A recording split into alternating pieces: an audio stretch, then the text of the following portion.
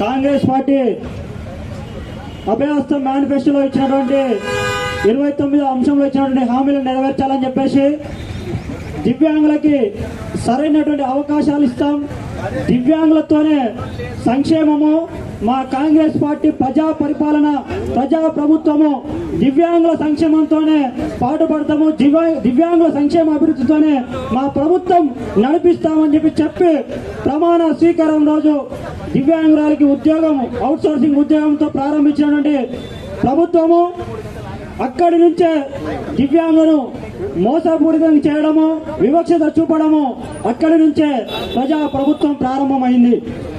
తెలంగాణ రాష్ట్రంలో దాదాపు 21 రకాలు right to person with disability 2016 act ప్రకారం 21 రకాలు గల వైకల్యాలు కలిగినటువంటి దివ్యాంగులకి సరైన అవకాశాలు అందిస్తామని చెప్పడం జరిగింది. కాంగ్రెస్ మేనిఫెస్టోలో ఇచ్చిన అంశం ఆర్పిడబ్ల్యూడి యాక్ట్ 2016 సమర్థవంతంగా అమలు చేస్తామని చెప్పడం జరిగింది. ఆ యొక్క అమలు ఇప్పటి వరకు ఎలాంటి అమలుకు నోచుకోలేదు. అదేవిధంగా దివ్యాంగులకి మా ప్రభుత్వం వచ్చిన మొదటి నెల నుంచే 6,016 రూపాయలు దివ్యాంగులకు, తీవ్ర వైకల్యం కలిగినటువంటి వికలాంగులకి 15,000 రూపాయలు ఇస్తామని చెప్పారు. అదేవిధంగా ఇతర ఆసరా పెన్షన్దారులు, వృద్ధులు, వితంతులు, బీడీ కార్మికులు, ఇతర ఆసరా పెన్షన్లు ఎవరైతే పొందుతా ఉన్నారో 40 లక్షల పైచీలకు ఉన్నటువంటి ఆసరా పెన్షన్దారులకి, దివ్యాంగ పెన్షన్దారులకి పెంచుతానన్న పెన్షన్లు ఇప్పటి వరకు పెంచలేదు. అదేవిధంగా ఉచిత బస్సు సౌకర్యం, మహాలక్ష్మిలో భాగంగా దివ్యాంగులకు కూడా ఉచిత బస్సు సౌకర్యం కల్పిస్తామని చెప్పిండు. ఉచిత బస్సు సౌకర్యం కూడా లేనటువంటి పరిస్థితి. అదేవిధంగా వికలాంగులు పీజీలు, పిహెచ్డీలు, ఎంఫిల్, ఎంఎడ్, బిఎడ్ అత్యున్నత విద్యారంగంలో ఉన్నారు కాబట్టి వీరికి దివ్యాంగులకు బ్యాక్లాగ్ ఉద్యోగాలు ఇస్తామని చెప్పడం జరిగింది. బ్యాక్లాగ్ ఉద్యోగాలు కూడా ఇప్పటి వరకు ఊసేత్తడం లేదు. అదేవిధంగా దివ్యాంగులకు సరైనటువంటి నాణ్యమైన విద్య అందిస్తా అని చెప్పేసి special drive recruitment, special DSC recruitment చేయడం జరిగింది. ఈ యొక్క స్పెషల్ డ్రైవ్ రిక్రూట్మెంట్ లో కూడా చాలా అన్యాయం జరిగింది. దివ్యాంగులను కూడా విద్యకు దూరం చేసేటువంటి ప్రయత్నము ప్రజా ప్రభుత్వం చేస్తూ ఉంది. అదేవిధంగా రంగారెడ్డి జిల్లాలో ఉన్నటువంటి ఆర్థోపెడిక్ సేవా సదనాల్ని హైదరాబాద్ జిల్లాలోకి మార్చాలని చెప్పేసి ప్రధానమైన అంశం. అదేవిధంగా బద్రీలకు, చెవిటి, మూగ వాళ్ళకి కూడా ప్రత్యేకమైనటువంటి డిగ్రీ కళాశాల ఏర్పాటు చేయాలని, అదేవిధంగా దివ్యాంగులకి తెలంగాణ రాష్ట్రంలో ఉన్నటువంటి ప్రతి ఒక్క దివ్యాంగుడికి కూడా ఇవాళ హైదరాబాద్ సెంట్రల్ యూనివర్సిటీ, అదేవిధంగా ఉద్యమాల గడ్డ ఉస్మానియా ఎట్లా ఉందో ఉస్మానియా యూనివర్సిటీ పరిధిలో ఆ తరహాలో కూడా దివ్యాంగులకు ఒక దాదాపు 100 ఎకరాల్లో ప్రత్యేకమైనటువంటి యూనివర్సిటీ ఏర్పాటు చేయాలని చెప్తా ఉన్నాము. అదేవిధంగా అందులోకి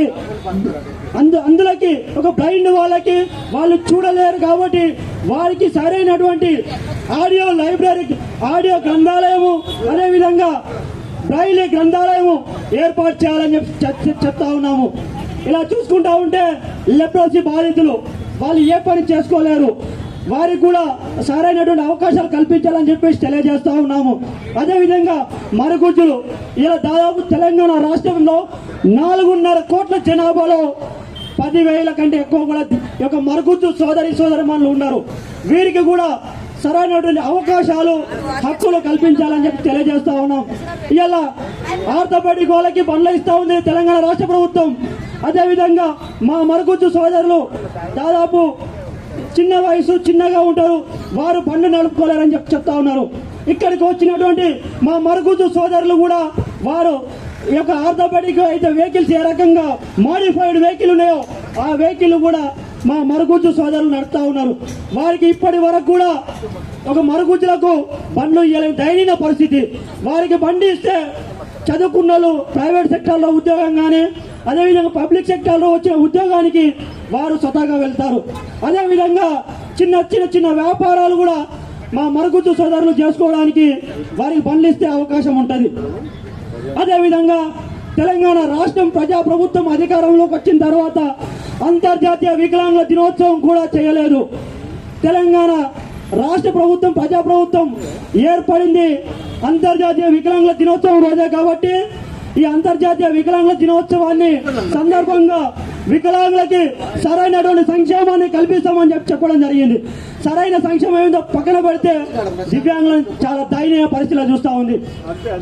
2023-24 అదేవిధంగా 2024-25 ఈ ఆర్థిక సంవత్సరంలో ఇచ్చినటువంటి ఏదైతే ఉపకార వేతనాలు ఉంటాయో అన్న కొంచెం సౌండ్ పట్టాను, సౌండ్ సరిగా వస్తలేదు, సౌండ్ పట్టు. ఉపకార వేతనాలు కూడా సరైనటువంటి సమయం ఇవ్వకపోవడంలో డిగ్రీ చదువుకున్న విద్యార్థులు, పీజీ చదువుకున్న విద్యార్థులు, అదేవిధంగా కాలేజీకి వెళ్ళేటువంటి నా ఆర్థోపెడిక్ దివ్యాంగ సోదరులు కూడా ఇలా సరైన ఉపకరణాలు ఇవ్వకపోవడంతో వారు విద్య, ఉద్యోగం, ఉపాధి అవకాశంలో వెనుకబడిపోతా ఉన్నారు. అదేవిధంగా ఇప్పటికి చూసుకున్నట్టయితే 3 బడ్జెట్లు జరిగినాయి.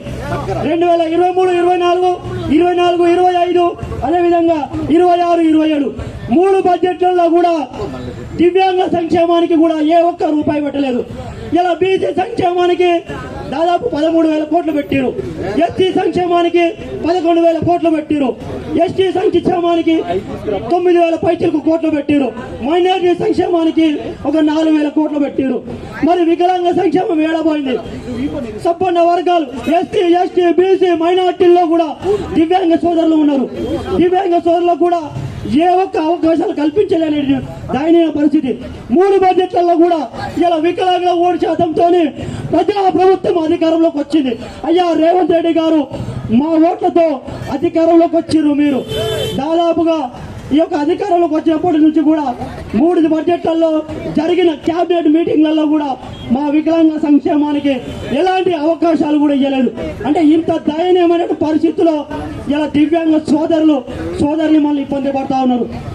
అయ్యా రేవంత్ రెడ్డి గారు, మీ ప్రజాప్రభుత్వము, ప్రజా క్యాబినెట్ బట్టి మీ ఆర్థిక శాఖ మంత్రి వర్యులు బట్టి విక్రమార్క గారు, అదేవిధంగా వికలాంగ సంక్షేమ శాఖ మంత్రి అయ్యా సార్ అట్లూరు లక్ష్మణ్ గారు, మీరు వికలాంగ సంక్షేమానికి ఏ రకమైనటువంటి పాడుతూ ఉన్నారు.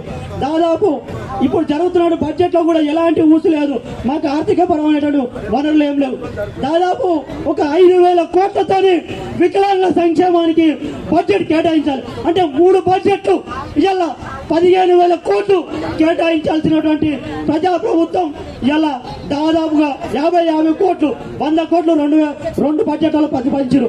ఈ బడ్జెట్ లో వికలాంగ సంక్షేమానికి రూపాయి కూడా ఇవ్వలేదు. అంటే వికలాంగులని చిన్న చూపుగా చూడడము, వికలాంగులు ఏం చేయాలంటారు.